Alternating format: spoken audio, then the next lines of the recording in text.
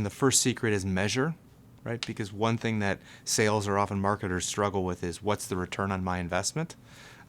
So this idea of being able to track the ROI of a group and saying, I know what type of return I do get with that group.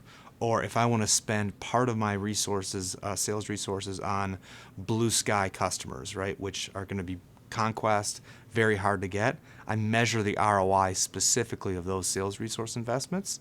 And when they start to pay off year after year, it's pretty easy to get the next salesperson investment when I know what type of return I can promise my executive team. No question. To get started, you have to take a leap of faith and you have to invest, right? If it's a sure thing and you know you're going to get a return on every resource, you've missed the boat and you're likely competing for share in an existing market. Particularly what people do is they make, sometimes it's a bigger bet, but most times it's not a bet the company bet. It's a smart bet where they take 2 to 4% of your resources typically and invest it in what's going to deliver the next wave of growth. Two things I think are central to this. One is courage, because you're always going to have to take a leap of faith, and you're going to have to take on some risk, right, in order to get the reward or the opportunity. But they couple that courage with planning, right? They run the analytics. They understand what the size and the nature of the opportunity is.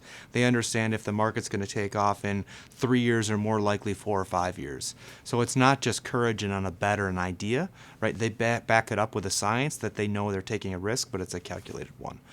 My favorite example is Indian car manufacturer who was trying to get to India. And it wasn't rocket science to figure out the India market was going to take off, but really figuring out where it was going to take off, in which cities, when it was going to take off. They put the analytics and they did the work in. And coming out of that, they figured out the scarce resource in that market was going to be around dealers and having capable channel partners. And so they went into the channel partners and they offered them their product. At that time, it was a single product. No dealer could make money on that individual product. They backed them up for 18 to 24 months and subsidized their economics so that the dealers would break even or even make a small return until the new products came into the market.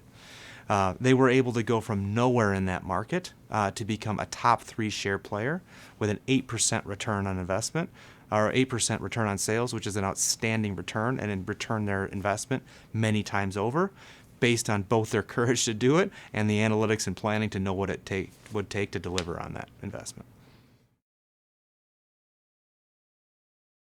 Sales management is a critical aspect to do that right, and there's 2 different components to it.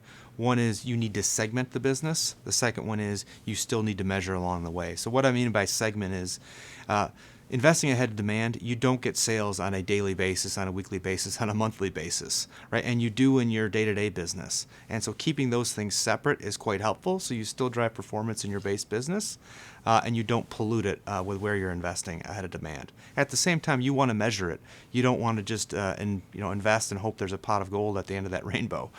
So they set up markers along the way to know what their success will be. So in the case of the manufacturer getting into the Indian market, where dealers were their critical success factor, they knew at each stage how many dealers that they needed to sign up in order for them to be successful in year 2 and year 3.